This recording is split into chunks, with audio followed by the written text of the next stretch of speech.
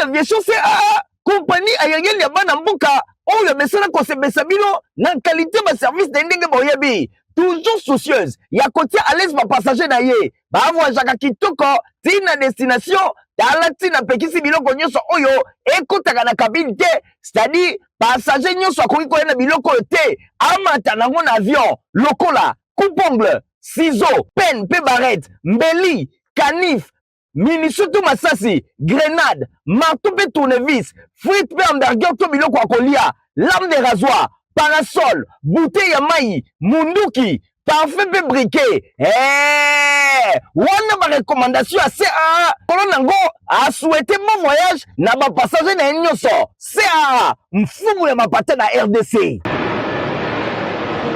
Mercredi à la sur le journal à peuple pour la peuple n'aime que vous accueillez vous soit poste téléviseur nabino pour la colanda journal nabino to fongo la masolo na présidence pour la signaler bino que mardi n'a parlé de la nation réunion moko et Salema qui a évaluation et à contrat sino congolais na Bokambami il y a directeur il y a cabinet à chef de l'État Anthony Kinzo organisé conformément à article 18 il y a convention de collaboration pays article premier rencontre stratégique Oyo et Salema qui ensemble n'a pas partie prenante il y a contrat sino-congolaise Oyo et Bengami infrastructure contre mine de poursuivre journal na primature pour nous signaler bino que Premier ministre Judith Souminoa a président qui mardi 21 juillet deuxième réunion stratégique il y a commission spéciale chargée il y a recouvrement il y a créance en souffrance il y a fonds de promotion de industries PIF Namukuse Bolanda détail Longona Nathalie Kaila.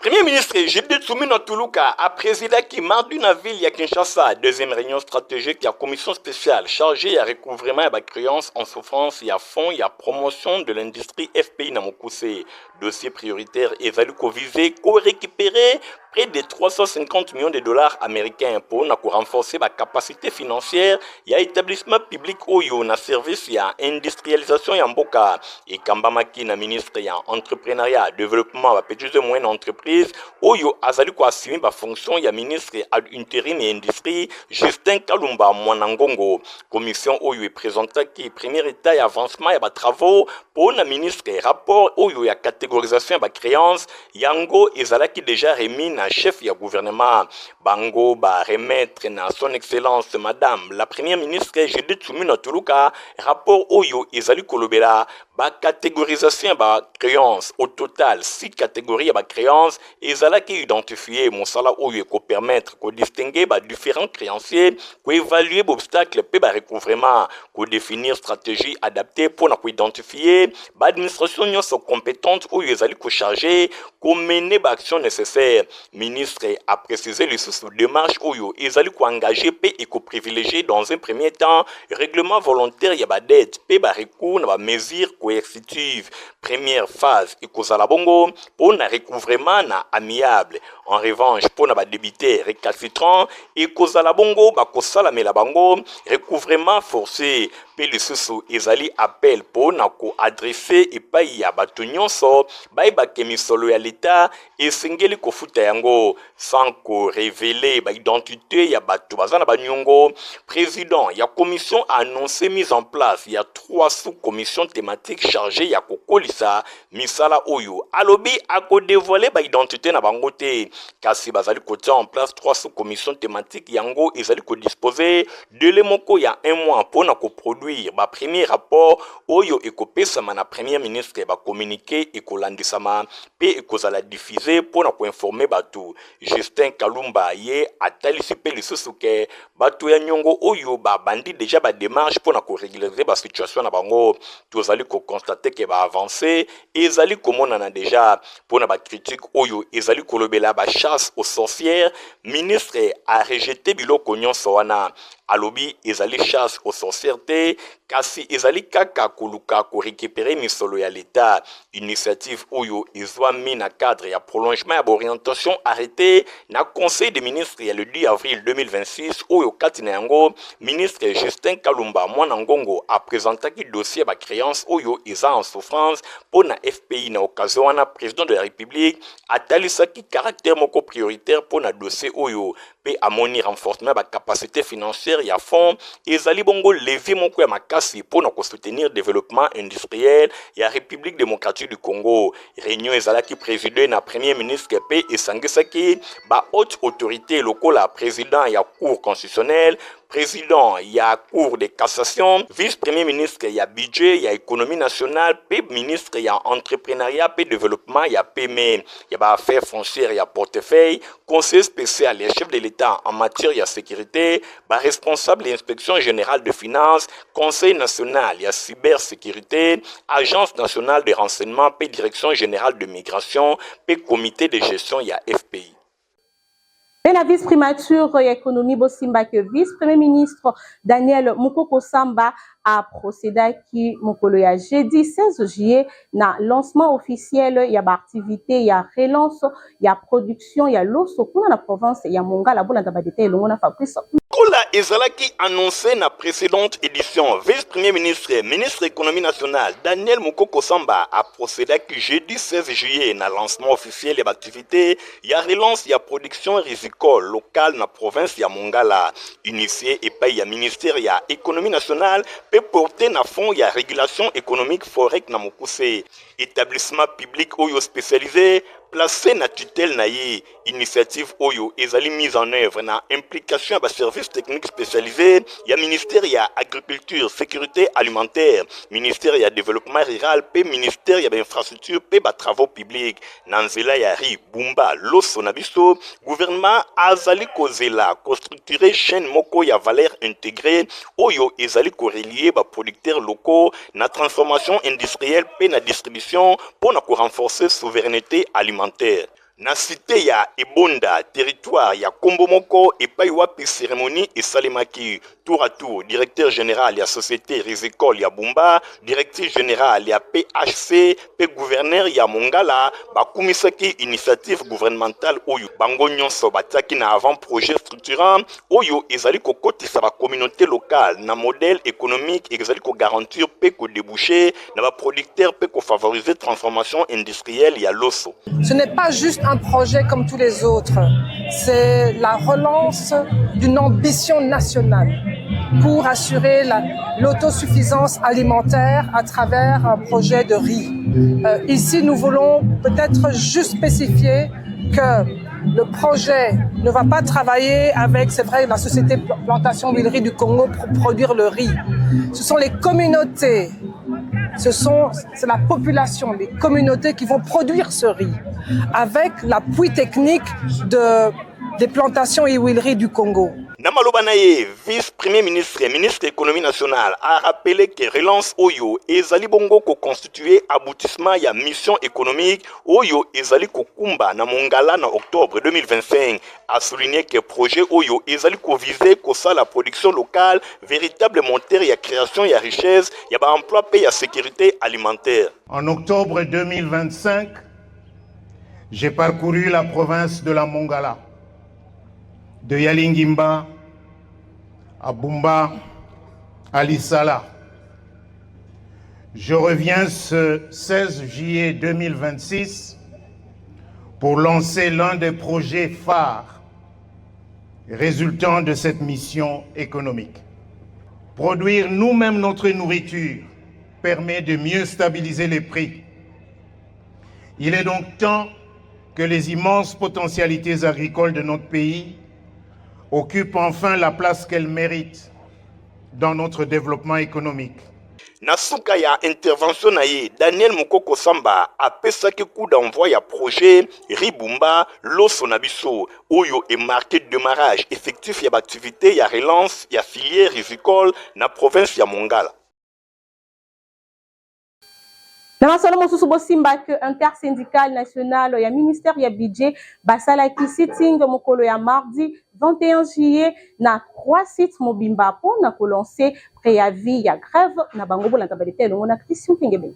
Fermez les portes, la grève a commencé, sauter, fermez les portes. Trop c'est trop, balingi voya dialogue te, wana ezali bakonzi ya ministère ya budget, maloba ezali ya intersyndical national ya ministère ya budget, pambate mardi 21 juillet 2026, basalaki sitting na 3 sites mokoka, po na kolancer sonnette d'alarme ya début ya grève na bango, nyonso ebandaki na ministère ya fonction publique, epai wapi, ba manifestaki mécontentement na bango, na maloba pe kotambola ma bureau, kobelela, enfin ke bayo kabango, kolongwa wana bakendaki na secrétariat général ya ministère ya budget, kuna pe même exercice, ndenge kaka bozali komona, pe point de chute na bango ezalaki na service national des approvisionnements et de l'imprimerie Senapi na Mokuse, boye kuna na direction générale Bondi Melanga, partout bango balekaki, ba bureau nyonso ezalaki sele, ndenge kaka bango moko batalisi na micro ya Info Lingala. Totindaki makoma na ministre affaires pem ya budget makoma ya biso ayambi biso mbala liboso solution ezate abi biso mbala bibale solution ezali pe te totindile préavis de grève pour la totindeli ministère ya budget et comme le ministère ya kosinyaka babimbisi mbongo ministère esa nini evandika ndengwana pe ba attribution ya ministère ya budget pe EKI toye ko appuyer intersyndical ya budget ba syndicat nyonso to sangali awa pona ko décréter grève. Pourquoi? Parce que procédure y a respect, il y a dépenses et à la respecter. Nous avons 4 phases de dépenses publiques, mais le lot budget est comme il y a la régularisation. Bisika mosolo ekobima to yebite to komona mikandara sima. Et puis prise en charge il y a ba agent ya budget na ya finance na centre hospitalier à Kram nyongweleki. Il y a certaines attributions au ministère de tout le monde que ils allaient un peu prises en quantité. Actuellement, dans l'administration, il y a budget. Premièrement, de frais de fonctionnement, ça fait un bout de temps, frais de fonctionnement et bimara sous-souté. Tous autres décriés, en gros, comment frais de fonctionnement et bimaté, parce que en gros, des salariés que moussala, bas son bas papier, bas son bas bic, bas entretenir, bas locaux, bas na bureau, na biso, frais de fonctionnement et bimara sous-souté. Secundo, remontade dans abisso. Remontada to zara na paye complémentaire au tofutamaka, ça fait un bout de temps barrière comme tellement ébélé ministre des Finances a zopé sa ordre et futamate frais de fonctionnement remontada même la prise en charge médicale c'est prise en charge médicale na biso et to komi menacé na hôpital o ezwaka par rapport à barrière et à facture auto comme insolvable ti siko tozo koka kofuta te bon simba pe boye bake intersyndical national ya budget ezali composé na 7 syndicats totangi Konafi, Fosifin, Sinafet, RSFB, Fosen, Sirap, PSJFN. Awa basangani boye voya dialogue et sengeli e yakaka. C'est le lancement de la grève. Honorable Florent Lebemoupi à Akitaki na Avenue Force, mokolo ya mardi 21 juillet, on a kotala ndenge souciate pe école et zalaki incendié après loi ya montar mokobola ndabalite elongo na Nathalie Kaila. Altercation ezalaki makasi mardi 21 juillet entre motard moko elongo na ba agent ya service ya transport kutu epindaki liwa ya motard oyo nde population ya Kasavubu basilikaki pe batiaki moto na associate oyo ezwami na avenue Force Publique na commune ya Kalamu nde moto oyo ezwaki lisusu une partie ya école oyo babengi Jean-Jacques Rousseau. Aussitôt informé na situation oyo, honorable Florent Lebemoupi mur ya lamentation ya banafuna akitaki sur place pour na kosala constat pe côté ya population bazala na sens ya civisme. Tant que notable ya quartier ya commune à Kalamu d'abord et puis à Funa en général, naza na souci ya constater que des gars salami pas c'est quoi na kati ya population ngai na vana kaka non. Il faut maintenant constater au besoin chercher comment consoler Bazuli Kama. Ma présence c'est ça. En tant que notable, il y a Funa, de Kamabouyekwe, na commune d'Abisso, il y a Kalamu, c'est normal, là, qui est sur le terrain, on a constaté qu'est-ce qui s'est passé. Oui, qu'est-ce qui s'est passé. Puisqu'à travers ma question, on a un souci, on a, on a sa baluka moyen pour remédier, pour intervenir noki pour ça bana ko dans un mois. Promoteur d'école a déjà la frais scolaire à ban à Kubanda wap. Bon, centre professionnel état il sera bana nyonso kaka ya Kalamu te. Centre zali bien connu. Il y a Funa pourquoi pas à Kinshasa. Et zali détruit. Siko kozala ndenge nini pour avenir à bateau bazali espoir ya kozwa formation awa. Population pe na ngambo na ye a salué qui arrivé à honorable Foron Lebe Mupia mur ya lamentation pe ba condamné oyo esalemi. Les années qui ont tourné à l'OPI dans la police de la Fox. Menace moko ya kia ya bata moto ko ba bobeli muninga la bango me ba ki menace ko ndi awa. Le corps la ki ko intervenir maison ndi to ba ko salanga buyi. Donc la ngala le bamisa papa yimuko amona ndi kana ngizali. Pour que c'est qui n'a pas le côté stana, il est côté hôpital, mais là dans la montie. Il m'a pas le quoi sur le terrain. À mon idée, il a pas l'engager. Ndeti centre professionnel o ezalaka awa e sali bambula ebele ba apprenti ba kotanga wapi pe ba kosuka ndenge nini. École Jean-Jacques Rousseau e kosuka pe ndenge nini po kalate classe e kozonga l'état botala likambo oyo. Pour éducation ya bana nde eza en jeu. Futur ya mboka eza ko dépendre na éducation. Merci honorable Foron Lebe Mupia. Bana funa bayoka kayo mate et koti. Plus jamais ça, quel que soit le problème. Des sociétés bosimba que mutuka moko ya munene ekwei na avenue elingesa pe kikwit alors que ezalaki na ba marchandises ebele heureusement mutu akufite bolanda ba détail ya Fabrice Lunduki.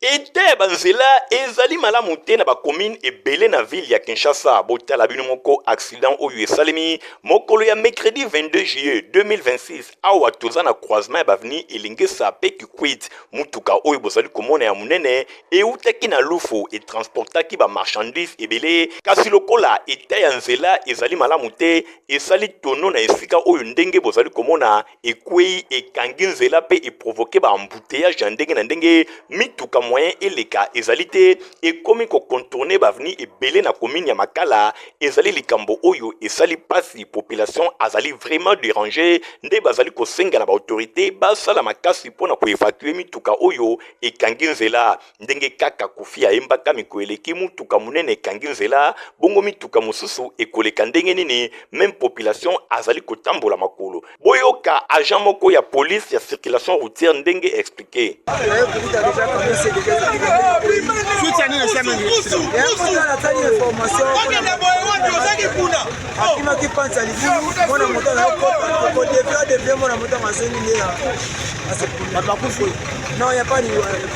Population pe na ngambu na ye bazangaki maloba te mpo na kolobela situation oyo.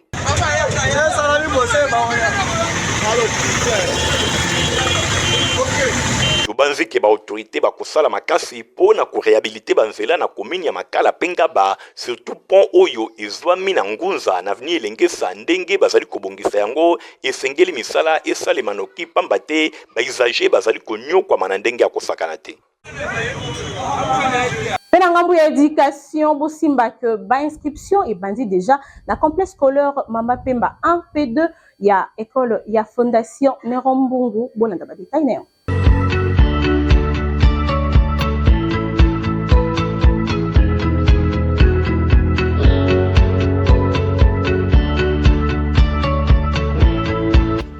Année scolaire 2026-2027, papa, maman, commis tout na ba question et belité.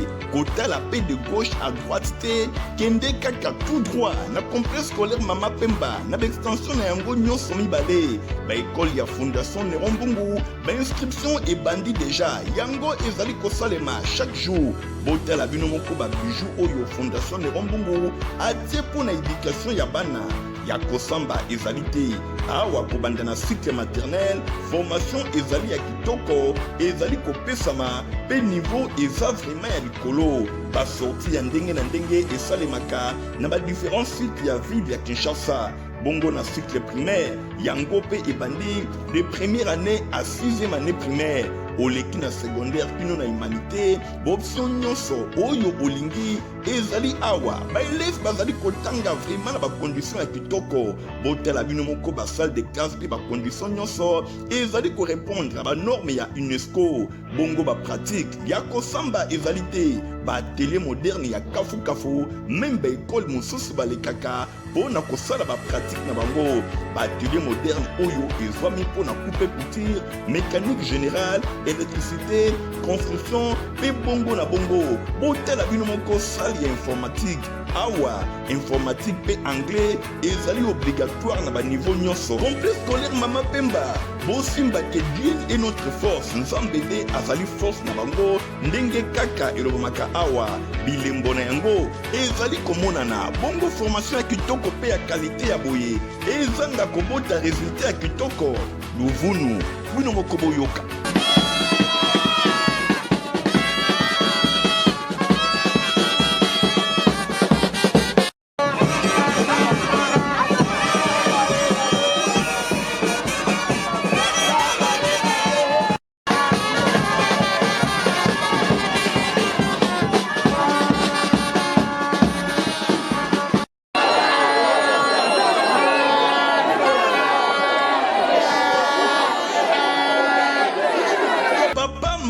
Esika enseignement ya kitoko ezali kopesama ezalaka mosika te fondation Nerombungu ateli bino babiju oyo outa na komini ya Maluku to mpe na komini ya Ngaliema kobanga te complexe scolaire mama pemba 1 yango ezwami na avenue Bantandu numéro 44 na quartier Likanga na komini ya Kisenso complexe scolaire mama pemba 2 yango ezwami na avenue Mwanga numéro 11 quartier de la paix toujours na komini ya Kisenso awa ba enseignants bazali très qualifiés pe bazali disposés pour na former bana na bino toujours na cadre ya devise na bango discipline travail et réussite ba parents bokima mbango pour na kokomisa bana na bino bokima mbango pour na kosala ke bana batanga kitoko pe bakoma utile basunga République démocratique du Congo kasi pona yango pona école ya kitoko choix ya kitoko ezali complexe scolaire mama pemba na extension na yango nyonso mibale fondation Nerombungu tondimi yo oyo ezali mobange na contribution pour na éducation ya bana ya République démocratique du Congo na ba frère ya muke bana bazali kotanga lokola na ba école ya Dallas na États-Unis d'Amérique tomoni yango. Par l'éducation, Bosimba que pour l'année scolaire 2026-2027, l'inscription est bandie déjà na itemat Binta de nouveau Bolanda Badita et Longona Stéphanos Kane. Inscription 2026-2027 na Institut technique de météorologie, aviation et télécommunication, itemat Binta na Mokuse et bandie Yoka, itemat Binta et Dapia Insta, bazali organisé par formation technique ya ndenge na ndenge oyo ezali kopimisa bana na bino ba ingénieur awa na Kinshasa. Formation technique na niveau ya humanité ezalaka kaka awa na itemat Binta et Dapia Insta. Kobanda na première séance na 6e des humanités selon appellation ancienne par section ezali boye aviation civile, mécanique générale, mécanique auto, électricité générale, électronique, radiotransmission, agronomie, météorologie et environnement, coupe couture, construction, innovation et kotimbula oyo na EPST, pauti na approche par compétence, pe basculer na approche par situation, et la kisi, formation na domaine technique et comme plus ma pratique ndenge yemoko, préfet des études ya itemat Binta, Louis Kabangu alobi. Alors, avec système oya sikatozana yango ya réforme, oyo tolongoli bana na approche par compétence, balakisi batindi biso toko tsoko na approche par situation. Oyo ilingi koloba nini? Eza lokola oyo tozana ngolo na supérieur, tozana ba étudiants bazo sur le système LMD. C'est-à-dire na niveau secondaire, l'État peut amener un système ya sikawana oyo zibenga par situation dans le cadre que ceux qui bapesi mwana exercice bazo créer situation bapesi mwana pour que mwana a découvrir nanu difficulté ou bien panne ou bien problème après apporter solution. Ça s'appelle approche par situation. C'est-à-dire situation nous toujours créé on pas bana pour que mitu e fongwama. Itemat aza parmi ba école pilote oyo EPST acheli motema. Pour être tokoba to bandaki na niveau 1 au to bandu benga kala 3e et l'autre zone à niveau 3 parce que tu le à niveau 1, niveau 2 et l'autre zone à niveau 3. Dès que tu termines à niveau 4, bah, c'est l'examen d'état, bah, du diplôme. Mais avant même moi, comme un examen d'état, il est capable, il y a que ça l'entreprise, atelier, garage, laboratoire, à partir de la méthode, on a les réformes, qui toquent, oyo, ce qu'on a na vie province à Kinshasa. Peut-être les aka itemate na école moko, c'est-à-dire les okusunga biso bana bakei na niveau à connaissance makasi ya technique. Tosimba ke soki mwana na yo atangi awa inane ya pamba to pe premier niveau akoki déjà kobanda musala itemati binza bazali na ba laboratoire ekuba kaka ndenge bozali komona sete mitonga abengi ba jeune fille oyo balingaka domaine technique par rejoindre itemati binza. Nabengi bana basi nyonso oyo ozala na ndako ozokotraine boya na itemat réforme ici salemi déjà tout comme la réforme en sika approche par situation donc ba fi nyonso oyo bolingaka technique oyo bozala mposa développer ba compétence na bino en tout cas mbele yango ebelani boya ebele bainscription c'est bandaki déjà boya noki avant que tokanga baport chaque jour babiro na bango ezali ya kofungwama boleka déjà kozo ba formulaire ya ba inscription pour ba place ezali très limité itemat kuta yango na avenue Métesek numéro 1 quartier Congo na commune ya Ngalema référence entre météo kuna na Delfo. Protivap ezali potopoto kitoko pona bana micro to komelea. Protivap encore et toujours. Oyo mama bituna tuna ayeba kateti lero apesa mwana ye bire. Ebe na santé kitoko boye. Olesaka ye nini? Aliaka Protivap. Soka ba mama nyonso batimbe ya Protivap potopoto kitoko pona ba bébé pro. Mama ye, soma ye. Mwana na ngai depuis abanda kolia akoli boye. Aliaka kaka Protivap. Protivap. Protéine, vitamine énergie. Azama yele na classe abela kate alimaka te. Ba maman, félicitations na bokoneri bana. Protivap, facile à digérer et nourrissant. Ezana, protéines, vitamines et énergie. Hey, bébé na yo kitoko ninyo esaka. Ba ba ingakango, santé kitoko nzoto makasi. Matemi disa, mama de samana. Sukana mbindi. Oyo sukana mbindi. Protivap. Tozali na ba communiqué nécrologique bolanda lecture.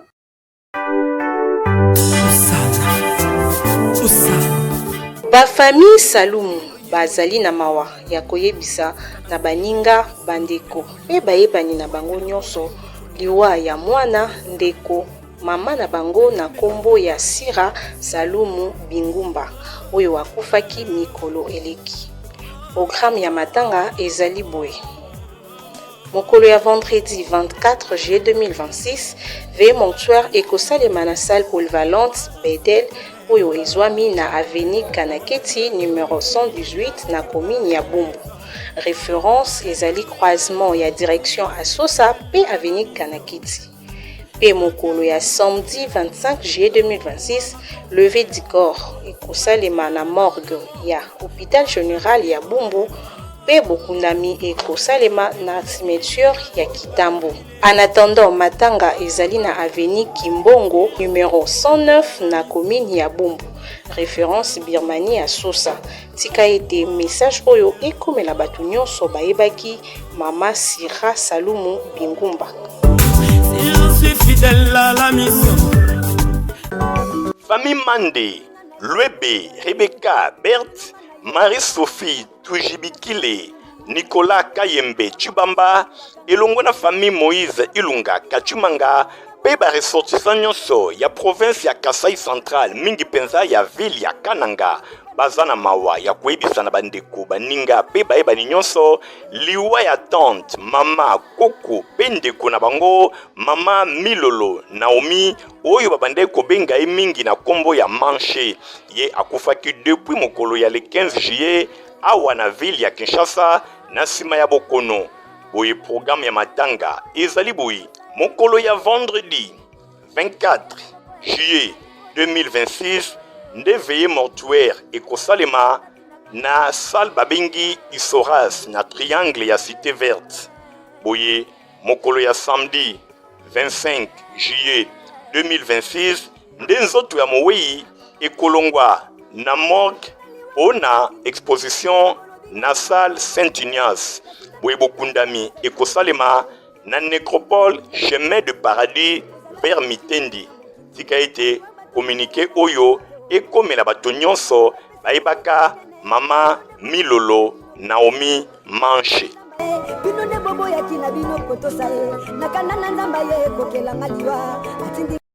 Nayebike bozalaki ebele liboso baposte téléviseur na bino mpona kolanda journal ya peuple na peuple ekomi na suka soki bosepelaki na yango bopesa merci na Igor Tipo azalaki bongo na nsima ya caméra montage esimamaki na Patrice Ndombi Christian Tengebeni pe Igor Tingo journal ya peuple na peuple ezalaka supervisé pa na ye moko Héritier Mapinde mi na rédaction tozalaki na Nadine Asona pe Nathalie Kaila.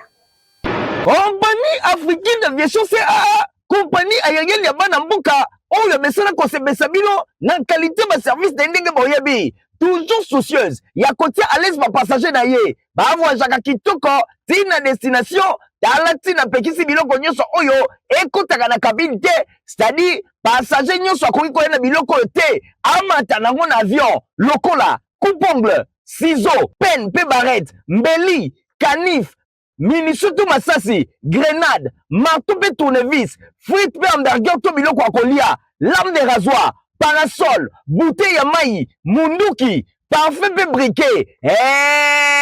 Wana ba recommandation à CAA, kolon nango a souhaité bon voyage na ba passager na nyonso. CAA, mfumu ya mapata na RDC.